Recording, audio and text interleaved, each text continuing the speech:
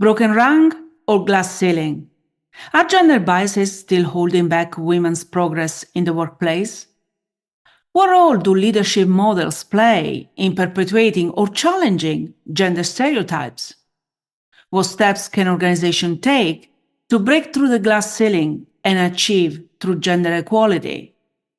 Why is fostering inclusivity and diversity essential for creating a thriving and equitable work environment? Join me after the intro as I reflect on where we are in bridging the gender gap, fixing the broken rank, and cracking the glass ceiling. So grab a cup of coffee, settle in, and let's start.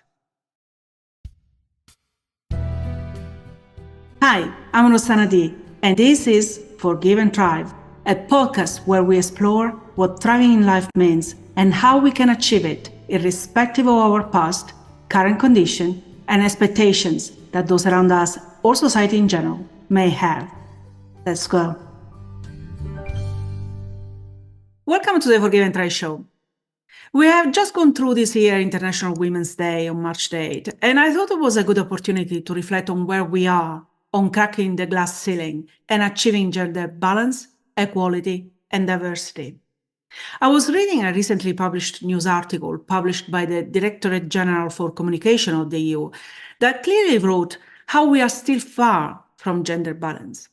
I cite one of the points they make, and that is that only 6 EU countries have achieved a gender balance of more than 40% in their members of parliament. So why is it?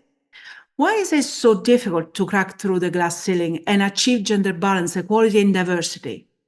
We have the numbers, we have all the stats by region in the world, by field, by expertise, and we can mix and match these figures with all other aspects, like, for example, race, ethnicity, or age. We have been talking for a few years about strategies that can be implemented to foster gender balance, and yet the numbers are still showing that there is a long way to go. Now, let me give a couple of disclaimers here before we go on. First, these policies and strategies are extremely important to have, and I support all of them because without them, the situation would be so much worse than it is today. Which brings me to the second disclaimer. These strategies, albeit perhaps slowly, do work. With this in mind, I don't want to go on and discuss about them today. There are plenty of resources online that you can access for that. I like instead to reflect on a personal situation that happened to me. In fact, it happened twice within 18 months, and that might help us understand the status quo. I believe it was in spring 2015 when I applied for a management position within my organization. That position was to recruit the replacement of my section head, who was about to retire. A couple of weeks later, I was called in by the division head. This is my N+2, or used to be my N+2, or if you prefer, my boss. And my section head was also there, and I was given a little talk. We noticed you applied for this position, my N+2 started. And after long reflection and considering the pool of candidates, we decided not to shortlist you for the interview because you don't have enough experience as a section head. Well, that enough experience was a kind way to put it, I thought. I didn't have any experience as a section head, as a matter of fact. Besides, unless one wants to change or expand their field of expertise, they unlikely move sideways, right? And apply to be section head of a section when they are already a section head somewhere else within that organization. Does it make sense? Anyway, I thanked them for telling me directly instead of just getting a short message from HR, and I forgot about it. 3 or so months later, the successful candidate for that position was announced. It was a male colleague who worked in my same section and incidentally did not have any management experience. I later learned that among the pool of candidates shortlisted for the interview, there was another male colleague who again had no prior management experience. Fast forwarding 18 months later, my organization was preparing to bid for an important and high-profile project as coordinator of a large consortium. I was verbally appointed as coordinator by the director of my department. One day later, he went to a male colleague and told him, "You will coordinate this instead of Rossana." Then he went to my section head saying, "Tell her that this other person is going to do the coordination." After a bit of back and forth, the director of the department called a meeting with me, the male colleague chosen to replace me, and another senior manager to formally tell me I wasn't going to have that responsibility. The reason? In his words, I didn't have the track record to coordinate that project because it was outside my field of expertise. However, he added, I could contribute to write the proposal. I smiled, and with a calm that I can rarely remember to have shown before, I said, "Thank you, but I cannot contribute to writing the proposal." He was surprised. I'm not a rebellious person, but the opposite, in fact. So where that was coming from? He asked why, and my reply was, because as you just said, I don't have the track record. Only with time I appreciated how that sounded. Truth to be told, I wasn't being sarcastic or rebellious.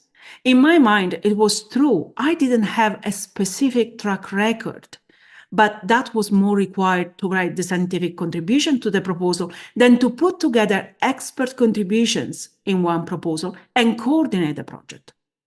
Incidentally, the male colleague chosen to coordinate the project had neither scientific expertise on the field nor had practiced any project coordination before that. So here you have it. I tried twice to advance my career, and I was told twice, "Thanks, dear, but you don't have the track record to do the job."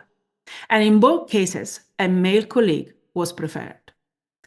Let me add another disclaimer here. Both colleagues who were selected for those roles did or are still doing a great job. This is not about me saying I would have been a better choice than them, but rather pointing out that what prevented me from being considered for either job didn't prevent them to be considered and selected for that job. I suppose both situations fall under the number one component proposed to fill the gender gap, and that is to promote equal opportunities. Equal opportunities encompass various aspects of employment, including hiring, promotion, training, and professional development.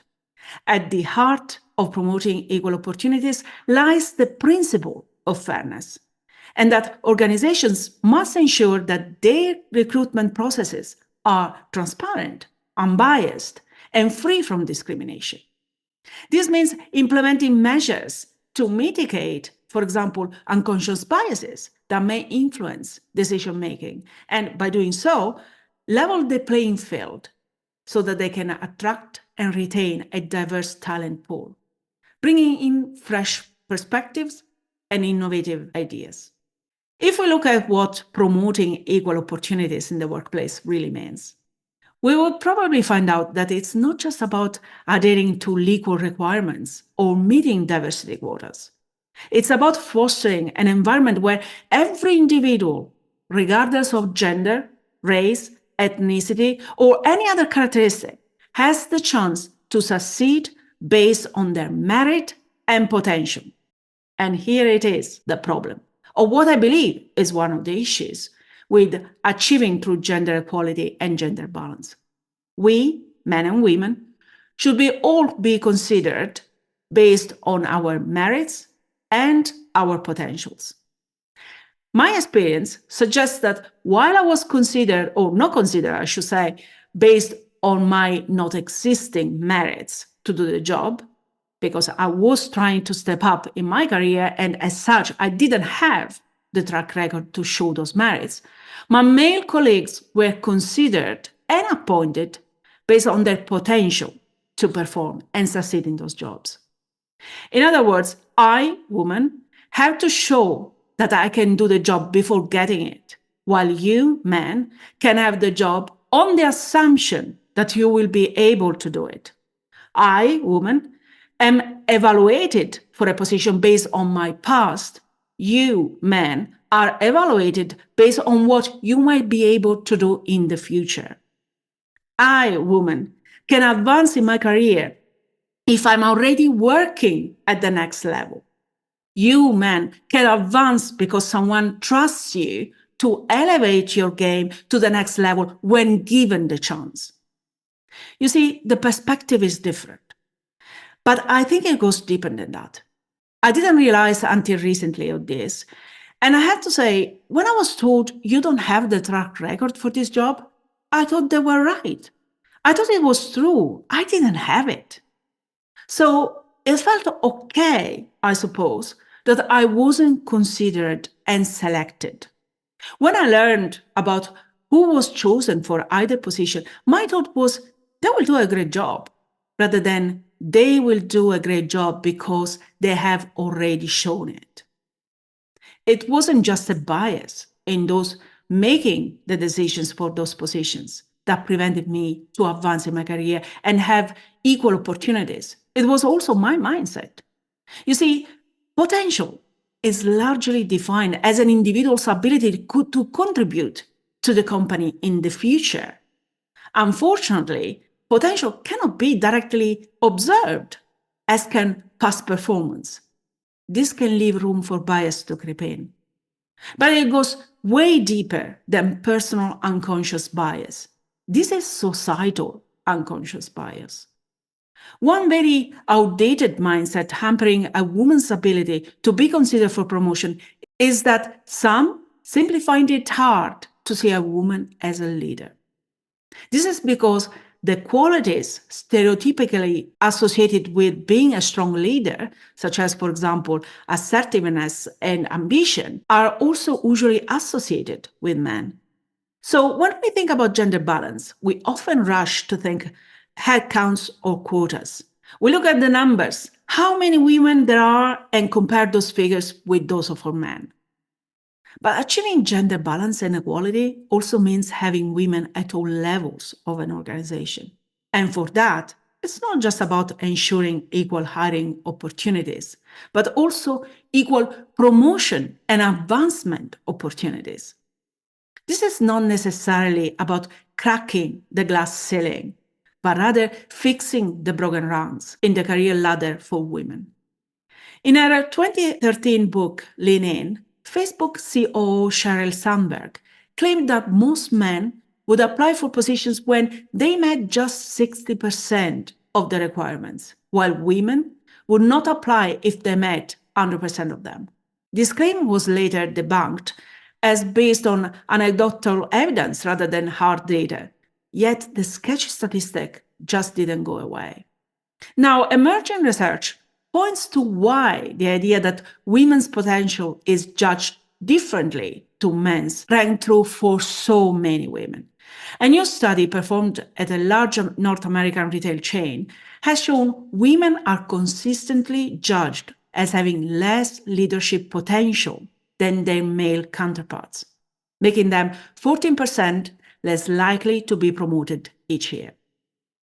The research showed that even though women score better performance ratings, they tend to receive low potential scores, a measure of how much their managers believed that they would grow and develop in future.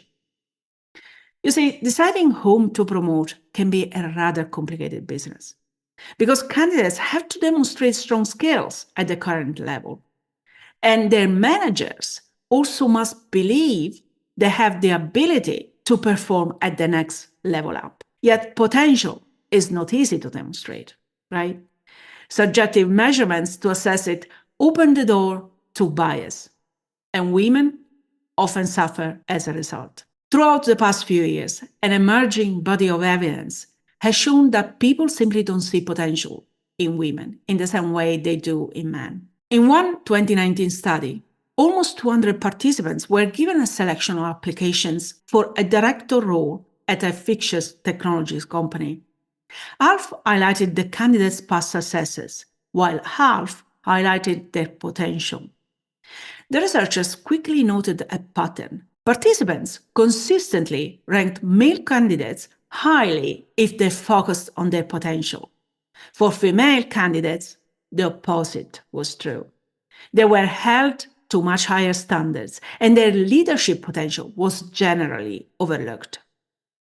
In the biggest world market, the USA, women make up almost half of the entry-level workforce, but fill only about 21% of C-suite roles. The reason why the entry-level to C-suite pipeline is so narrow for women are complex and cannot be explained by one simple reason.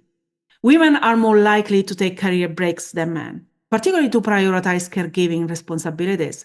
They are also less likely to apply for a more senior role in the first place, even within their own company. But unconscious bias and the proof versus potential problem remains a significant difficulty for women hoping for a promotion. When we focus on this and analyze the reason for those differences, what it boils down to is the fact that women are not prototypical in leadership roles, meaning that hiring managers probably have a harder time imagining them succeeding in those roles. This is the first issue I find. The biggest obstacle keeping women from advancing in their careers is what they call the broken rank, the first step up from entry-level position to manager. That initial missed promotion winds up holding women back for the rest of their careers. A lot of organizations are focused on promoting women at the top of the pipeline because for years we talk about the glass ceiling, that invisible barrier women face later in their careers that prevents them from reaching the most senior ranks in the organization. In reality, women are disadvantaged from the get-go and they never catch up.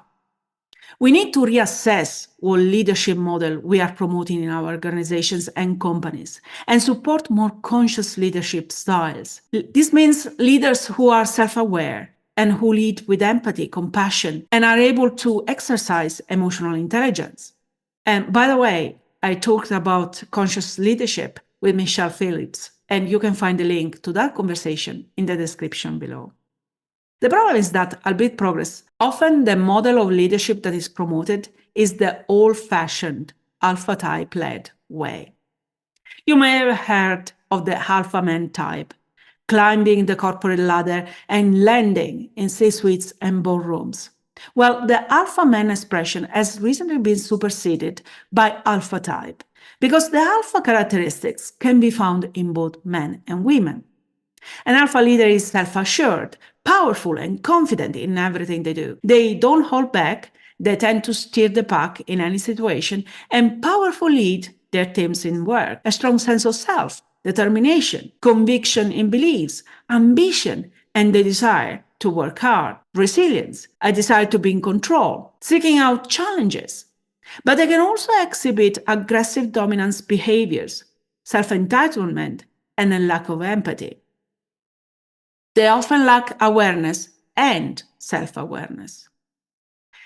Talent management systems and leadership potential programs are designed to identify those individuals who will be leaders in the future and occupy a senior position. Leadership potential specifically refers to exhibiting the qualities that signal future leadership effectiveness, but those qualities are often those of the alpha type, and this doesn't necessarily help improve the gender balance, the gender equality, and the gender diversity process. Many organizations and companies are investing in mentoring, coaching, and developing programs for their best female talents. However, all that attention doesn't translate into promotions. I was looking at the result of a survey conducted by Catalyst with over 4,000 high-potential individuals.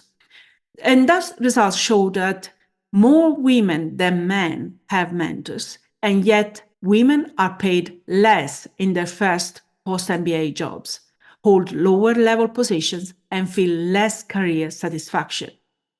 When this was further investigated through in-depth interviews, results showed that mentoring programs are not created equal. Only sponsorship involves advocacy for advancement.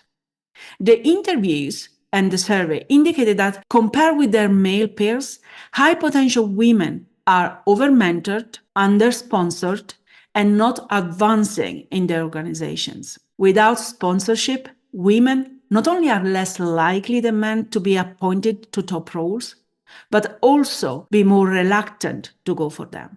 It is important to understand the different layers of the gender issue. Gender balance may be addressed by increasing the quota of women. But if those women are all relegated to the lowest part of the organigram, we will miss on gender equality. Gender equality, to be addressed, requires to increase the presence of women at all levels, including the top roles, C-suites, and boardrooms. Gender balance and gender equality may still not guarantee the gender diversity if the women that reach those highest levels present the same alpha type characteristics of men.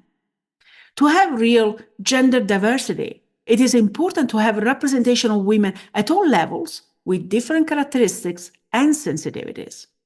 And for this, it is important that those at leadership levels understand and promote the conscious leadership model we mentioned earlier, while coaching, mentoring, and sponsoring women of different sensitivities for the top roles. You see, confidence is not competence. Humility and integrity are more valuable leadership traits than charisma, but we, all of us, are drawn to and promote the latter. We need to check out our biases if we want to both fix the broken rungs and crack the glass ceiling.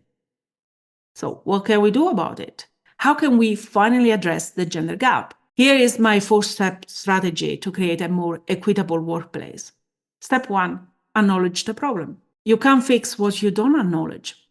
Start by recognizing that the broken rung is a real issue that impacts opportunity for women to advance in their career and limits diversity in leadership roles. Step 2, address biases in hiring, development, and promotion. One way to fix the broken rung is by examining your company's hiring and promotion processes. Are there any biases that may be holding women back? Take steps to remove those biases and create a more level playing field. Step 3, invest in mentorship and sponsorship programs. These programs can be powerful tools for helping women break through the broken rung and advance in their careers.